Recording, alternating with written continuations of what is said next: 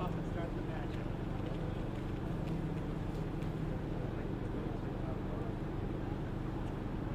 Yeah. They're all standing over there. Yeah. That's me. Yeah, that's me. It's not going to be down.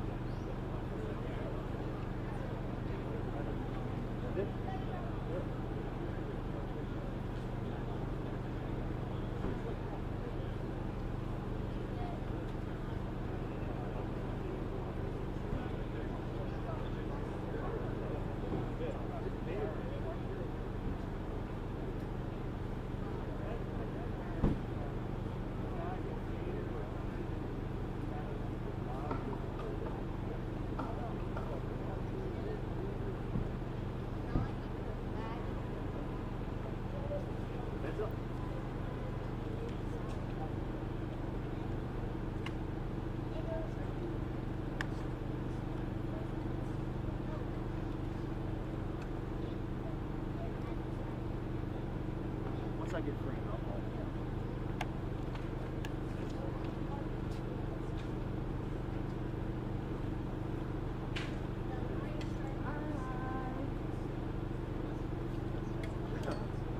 It's called slammage.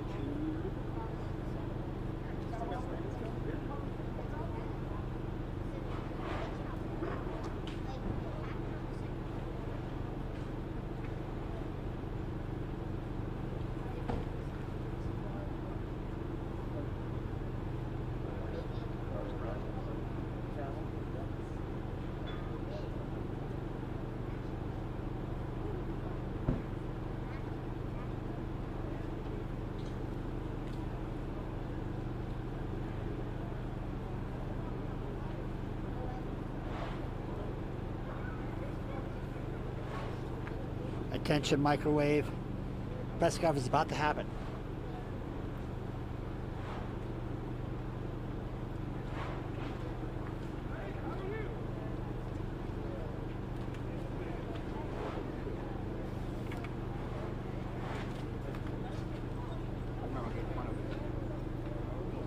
Yeah, we'll do it right here.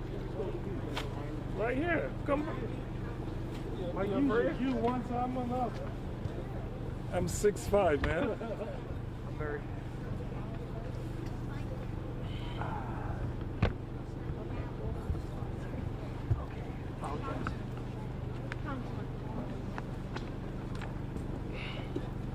And I'm gonna actually take my mask off to speak. Thank you, sorry. No, no problem. Good afternoon, everyone. Good afternoon, everyone. Thank you all for being here. I am Kelvin Jeremiah. I'm the president and CEO of the Philadelphia Housing Authority, the fourth largest housing authority in the country and the largest landlord in the Commonwealth. I want to begin first and foremost by expressing our deep sorrow over the incredible and unimaginable loss that took place here yesterday morning. All of us at PHA are shaken. Our hearts are heavy, both for the loss of life and the families that have been now displaced in this tragedy, and most importantly for the 12 souls that lost their lives, 8 of whom are children and 4 adults. So our first priority has been to attend to the families who lost their loved ones and to the survivors. I have spoken to the surviving families from both units and have assured them of our full support in helping them in whatever way possible. We stand firmly with them during the time of grief, and we'll do everything we can to make sure that they have everything that they need, including a rehousing that has already been identified rather. I also want to express my deep solidarity with, and frankly my thanks to the Philadelphia Fire Department and all of the first responders who arrived at the scene within minutes yesterday morning, and for the extraordinary efforts to help save lives. We appreciate you, we see you, we hear you, and we thank you for all that you do day in and day out for the residents of this great city. I would like to express the key issues, I would like to address rather some of the key issues that have been raised by many of you in the press since this horrific incident. First and foremost, this home that was destroyed in the fire yesterday is part of our scattered site portfolio. We have 4,000 of these similar type units scattered across the city of Philadelphia. These homes are owned by PHA throughout the city on blocks not unlike this one. They offer low-income families the opportunity to live in affordable homes in what is gentrifying neighborhoods that are quickly losing affordability. It is a philosophy that I think we are very proud of, one that we are standing firmly behind in giving folks of low income an opportunity to live in communities like this one that has a good, promising school only minutes from here, for example, and access to a whole host of amenities. I also want to take a minute to address the issue of the size of the unit with regard to the family composition. Our lease and agreement with the families indicate that 14 members, 14 authorized residents were supposed to be in Unit B. In Unit A, there was supposed to be 6 members. This is a time of year when family gather. We are not going to be critical of the families who have suffered this unimaginable loss. We are supporting them in their efforts. But the question of why there are so many families, let me be very clear. This is not unique to Philadelphia. It's not unique to the United States, frankly, in my own experience. It resonates in my own experience. We have intergenerational families. Here you have a grandmother who raised her 3 daughters, or raising her 3 daughters. Her 3 daughters are having children, and they all are living under the same roof. 3 generations living under the same roof. This was, in fact, an intact family who chose to live together.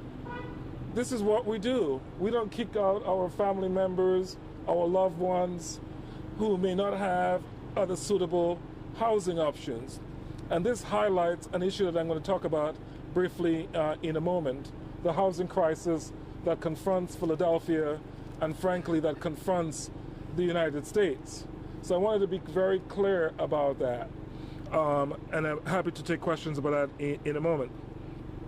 So at the time that the family moved into this unit in 2011, it was a family of 6 in a 4-bedroom unit. The family had children, and the family grew, and our policies and procedures does not evict people because they have children. We don't remove them because their families are growing. The absurdity of that notion, I think, is self-explanatory. So the family grew between 2011 and 2021, adding about 8 children to the family household. So I want to make clear that this is a family that wanted to be together, and our mission is to provide safe, sanitary housing, and I think we did so in this case. With regard to the smoke alarms, I've seen a lot of reports, some conflicting, and others aren't. So I want to be clear about that as well. As the inspection reports that we conducted in April and May of last year shows, there were in fact smoke detectors, and we in fact installed carbon monoxide detectors. Those detectors, and in fact reinstalled 2 at that occasion. And those were equipped with 10-year lithium batteries. Now, I'm not quite sure how you're able to ascertain that they were not in fact working. I imagine that the fire marshal's report would make that determination, and I will defer to them and their report to make that notification. But as far as I know, at the time that we did our inspections, these equipment were fully operational. And the family, in fact, attested to that in signing the inspection reports.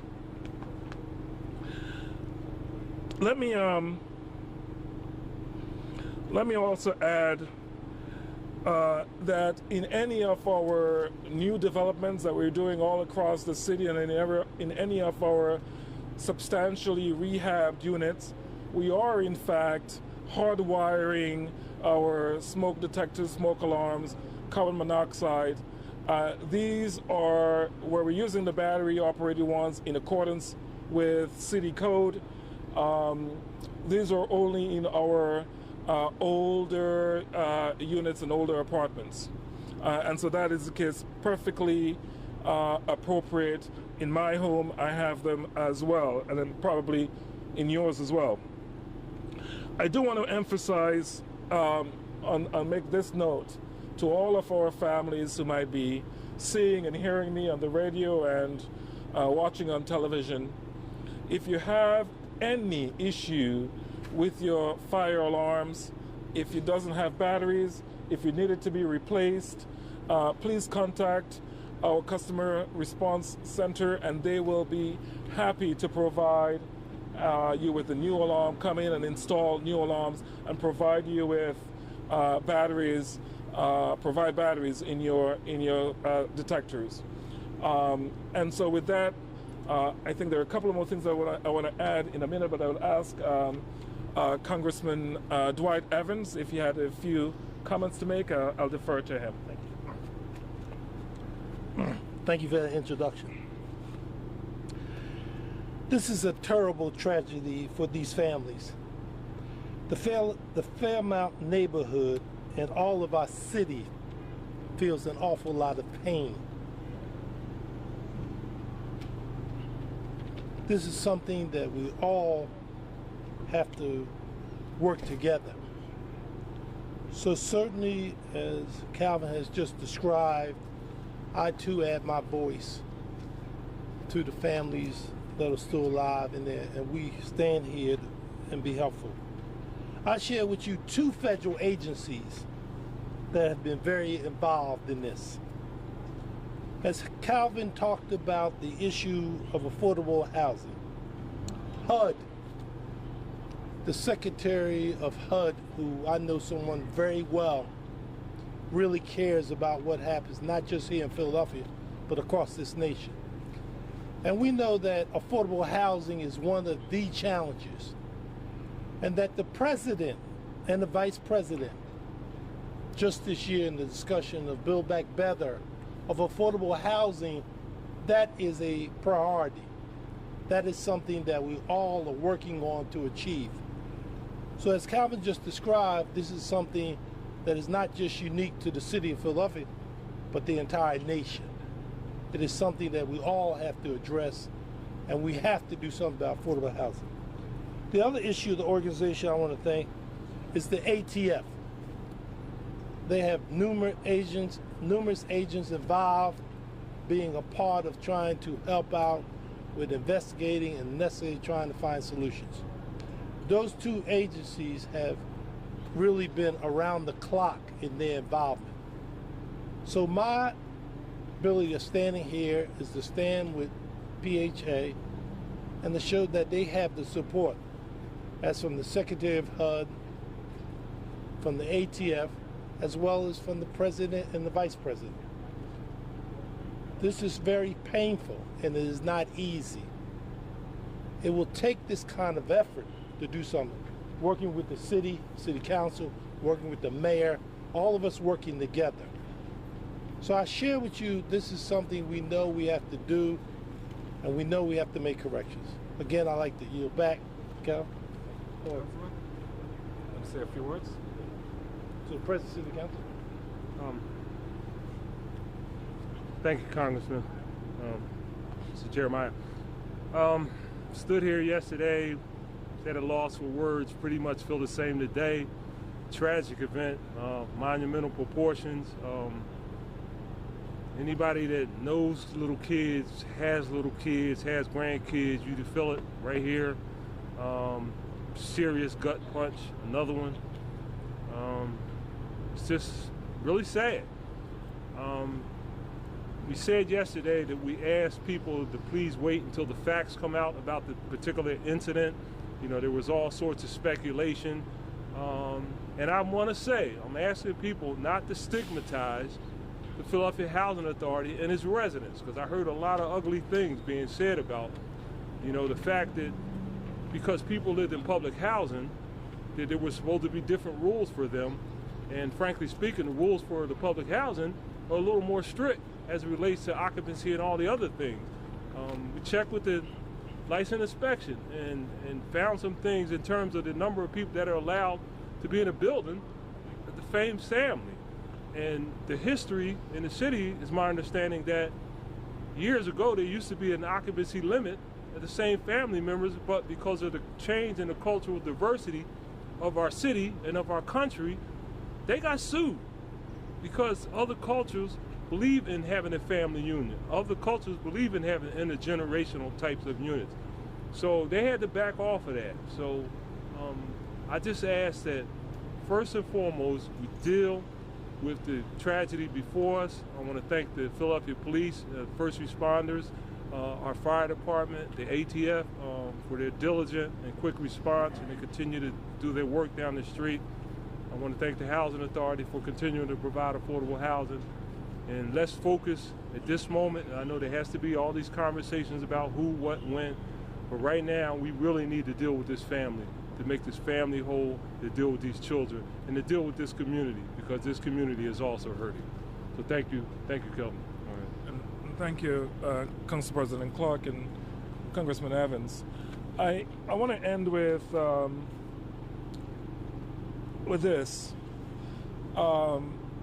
There is no secret, I don't believe, that there is an affordable housing crisis that confronts this great city and that confronts the United States. No secret. We have at PHA some $1.5 billion in deferred capital and maintenance needs. More funding is needed to address the incredible capital needs that we have and the incredible affordable housing demands that we have. We do not get enough to do that. And so while all of this is happening, the conditions in our nation's public housing is deteriorating. In some cases, it's abysmal. You look anywhere across this country, from New York to LA to Seattle to Florida, you name the city, the conditions of affordable housing, of the nation's public housing, is just in a disgusting state. And at Philadelphia Housing Authority, we have in fact been investing heavily in rebuilding that infrastructure, in addressing and preserving affordable housing all across the city, building sustainable communities, and we are very, very proud of what has been referred to as the Philadelphia model, where we are getting partners, public-private partnerships, to help us in expanding the availability of affordable housing and in preserving affordable housing in the city. So while the conditions are deteriorating nationally, our families wait and wait and wait. They can wait no more. It has become a question of life and death for too many families, and this unfortunate, unimaginable tragedy highlights that in some real ways. And so I'm really appreciative of my congressional friends. I'm appreciative of the calls that I received from HUD and from our nationally elected leaders, all offering support and all asking, frankly, what they can do. So I'm going to call on President Biden. I'm going to call on my Republican friends in Congress. The president has proposed an ambitious Build Back Better program. If Build Back Better was here, we would be building more units. We will be addressing the affordable housing crisis. We'll be preserving the units that are slipping away from Philadelphia every single year. And so I'm asking, if you want to support Philadelphia Housing Authority, if you want to support what this family might be going through, and you have an understanding that 14 people might want more units or better units, might want some other housing options, I'm going to ask President Biden, I'm going to ask my good friend here, let's support the president's agenda and let's vote for and enact Build Back Better. This is what we need to make a difference here in Philadelphia, to address the affordable housing crisis that confronts us.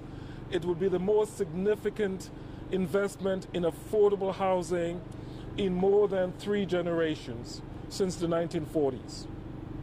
I think we can do it. I think we can solve the affordable housing crisis. But it requires, in my view, coordinated effort, real investment, meaningful investment, especially on the part of the federal government. And so with that, I'm going to take a few questions. Mr. Jeremiah, Question in people's minds today, sir, is should PHA have done a better job in showing the compassion that it did for people and the fire hazard that might have been posed by so many people in the building? One at a time, please. Yes. The district attorney has made a post-filing, asked them to get access to that building. In the search warrant, or in the information it filed, it says a 5-year-old likely set the Christmas tree on fire. Is that your understanding of what happened today? I cannot comment, as you know, that this is an active investigation. I'm deferring to the ATF, the fire marshal, now the district attorney's office and the U.S. attorney's office to make those determinations. I will not comment on the active investigation. Mr. Jeremiah, Should PHA have done a better job in showing the compassion that they did for expanding families and the fire hazard of having so many people in a building that it might have posed? Should PHA have given more A consideration? better job in balancing the scales between the compassion it shows expanding families and the fire hazard that might be posed by having so many people in a building? I'm not quite sure I understand the question. I think PHA did a remarkable job in not only inspecting and making sure that this unit was habitable, the quality of the unit was not in question, the safety of the unit was not in question. I believe that we did what we needed to do Some in critics, here. some critics, no one wants to break up families, but you have 3 adult mothers with their children there. Some critics say it would have been prudent to maybe move one of the mothers or 2 of the mothers out with their children into a smaller unit and just... We have absolutely no indication that they wanted to do that. In fact, PHA, when we moved the family in 2011, we moved the family because they were underhoused. We provided them with a larger unit. The question of the family size is one that perhaps, frankly, you guys may not understand. I grew up similarly in a unit with 16 people, right? It's intergeneration. It's a question of perhaps that resonates particularly with black and brown communities. I'm not surprised by the question, but there will be a post-mortem, and right now what we're trying to do, frankly, is to support our family that is grieving. There'll be opportunity to assess whether or not that should have been the case, whether or not we should have moved them even though they didn't want to. We'll have an opportunity to make some adjustments if that is in fact the case. When it comes to teaching your own procedures for the housing units, you guys go through kind of a fire safety evacuation. There was no fire escape in that building, so what did you do for the housing unit? So these are historic row homes in Philadelphia. I'm not sure if I look around here if everybody's seeing in any of these $1 million homes fire escapes. But my question is, what's your procedure as the housing authority? Our procedure. Through a fire Yeah, evacuation? we do an HQS inspection. We determine whether or not there are egresses, appropriate egresses, and in this case, like so many of our other units, they were appropriate. And what were those? The entrance was perfectly wide enough. We have windows and doors, etc., that folks can leave from. And For so the people in the back, who is responsible for changing the batteries? That's an interesting question, sir. So PHA, when we conduct our annual and biannual inspections, we make one of the things that we are that the staff is expected to do is to check the fire alarms, check the carbon monoxide, and as I mentioned in April and May of last year, we not only checked them, we replaced the batteries because the batteries were missing. So you're responsible, not the residents. You, not the residents, are responsible. No, the resident is supposed to maintain it. The residents are, in fact, supposed to make sure that they don't remove the batteries. These are 10-year-old batteries. These are batteries that last 10 years, excuse me. They're tamper resistant, am I right? These are lithium tamper resistant. Right, but people, like in so many units, even in private homes, when you're cooking, when you're doing whatever it is that you do, you turn it off, you pull it apart, that happens. And it wasn't the first time that we replaced these equipment. We replaced it before in 2019. We replaced it again in 2021. We added additional equipment in 2021, and I think appropriately so, because when we got to the unit, we observed that the batteries, that a couple of the units were missing, so we added new ones with batteries. We reinstalled them and reinstalled batteries. The house that was Yeah. You checked the smoke detectors. All of them were lithium batteries? Yes, that's correct. And how many were on each floor? I don't have that specific number. I think there were 7. Dinesh, I don't know if you have the specific numbers, but I think there were 7 in one unit. Smoke detectors. Unit A, there were 7. Can you go to the mic? Sorry, we can't hear you. So in Unit A, there were 7 smoke detectors and 3 carbon monoxide, and in Unit B, there were 6 smoke detectors and 3 carbon monoxide. And they were all lithium? They were all lithium? Yes. And were they replaced in spring 2021? They were all replaced, the batteries? No, two of them. Go ahead. No, 2 of the smoke detectors were replaced, were reinstalled in 2021. Okay, but because the existing ones, you didn't change the batteries. We changed the batteries in No, they were tamper resistant one. We replaced the whole smoke detectors. And the other question is, was it the housing authority that renovated this house into 2 different units, or was it already like that when they moved in? When we got the unit, it was already. I think we obtained the unit back in 1970, 69 or thereabouts, and it was a 2-family property. Can you talk more about the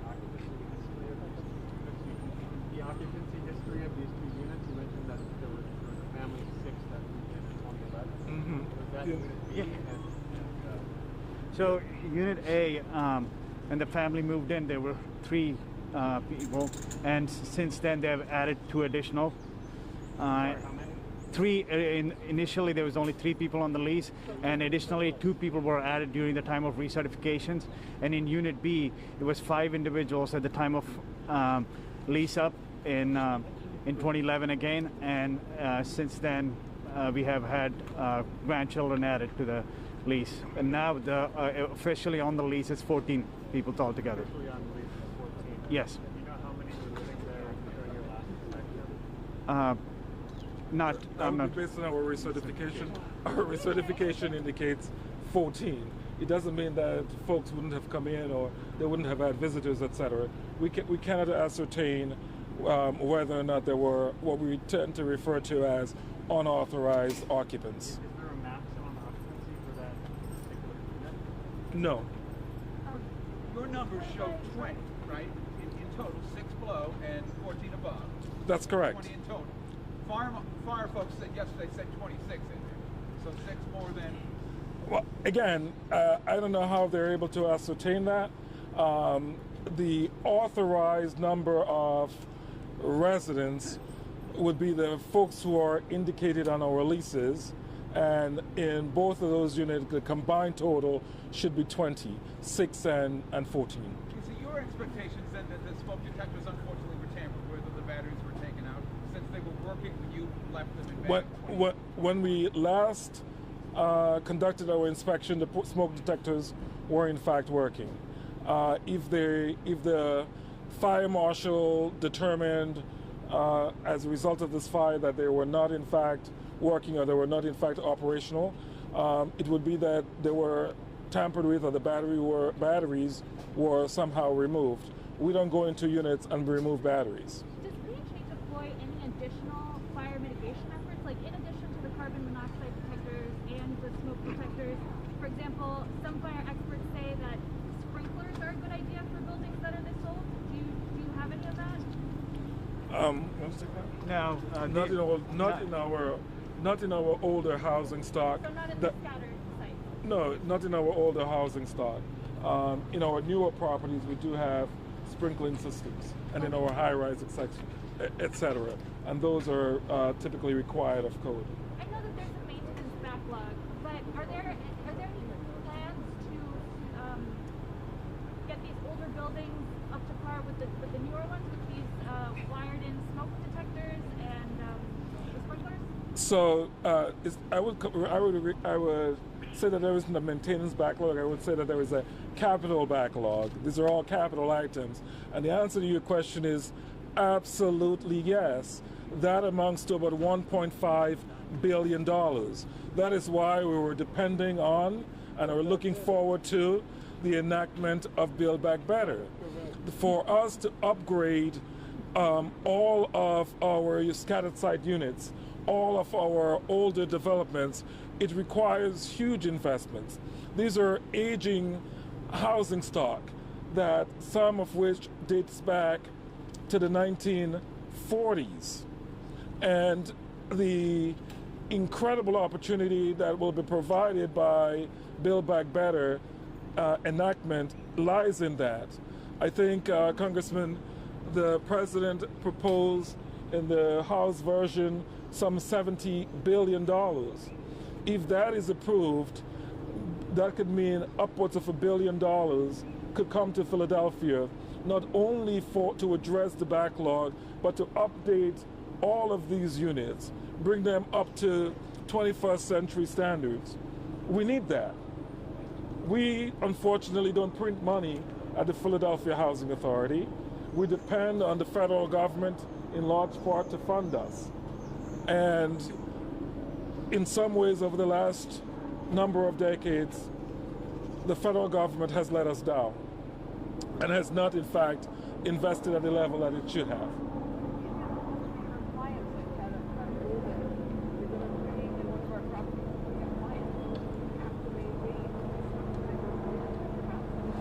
Well, you want to talk about that, Dinesh? So after the inspection, like the ones we were talking about earlier, like the one in April and one in May, there's a tenant acknowledgement form which basically states tenant responsibilities, acknowledging when at the end of inspection they're acknowledging that the smoke detectors and the carbon monoxides that were installed are in fact working, and they are responsible for the upkeep. And if they can't replace or anything, they can call us, and PHA is responsible for replacing them within 24 hours, because this would fall under the category of life safety. So there is a tenant acknowledgement form which all tenants has. Yep. So this unfortunately, this unfortunately doesn't always happen, right? For all of the reasons that I think are not all too uncommon. Folks take especially the ones that are close to the kitchen, if there is smoking, if there are smokers, although we ban smoking in our units, these things do happen. And as I said, this is an incredible, unfortunate tragedy that is an accident, I believe. And I'm looking forward to reading the fire marshal's report. But again, I know that you all want all of the answers, and you want all of the answers today. There are things we don't know, and I'm trying my best to provide you with the answers that I do know, that are factual, and it is as I had indicated. But let's get this very clear. I want to make this abundantly clear. today, like yesterday, our focus has to be wrapping our arms around this family, this community, the staff who worked on these units, the police and firefighters who came out to see this incredible loss of life. I cannot imagine how Miss McDonald is feeling. Having spoken to her, my heart breaks for her and her family.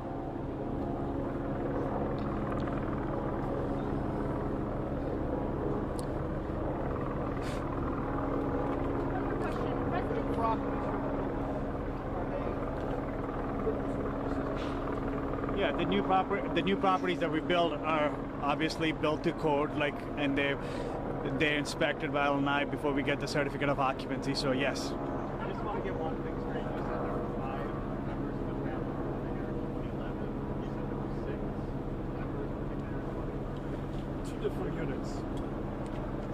Yeah. In 20 when you're referring to the same unit. no, there is a unit A and a unit B. In unit B, the unit that suffered the tragedy, when they moved in, there were 6 members. 6 in unit B, yes. You said that you So thank you. We just want to say thank you guys for. Thank you. Dinesh, go ahead and tell your title. Dinesh Indala, Senior Executive Vice President Operations. Yes, sorry. D-I-N-E-S-H, and the last name is I-N-D-A-L-A. Executive Vice President. What do you tell residents when they ask you about fire safety? So, for example, this home has the 2 exits that we know about. If there's a fire, and the norm isn't to have a fire escape in these older buildings, are the only options for people to jump out a window or hope that the main entrances aren't blocked? What does PHA tell residents in case of a fire? So PHA works closely with our residents on all things, and I just wanted to say thank you guys for coming here today. This is the end of the update, and we'll provide more information as we go. Thank you guys. Thanks, everybody.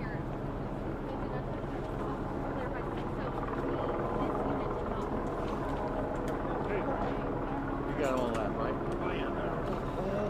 Okay. We're going to need his card. Yeah. Copy his card. What's up, buddy? Hey, Congressman. How you doing? Good to see you. Good to see you.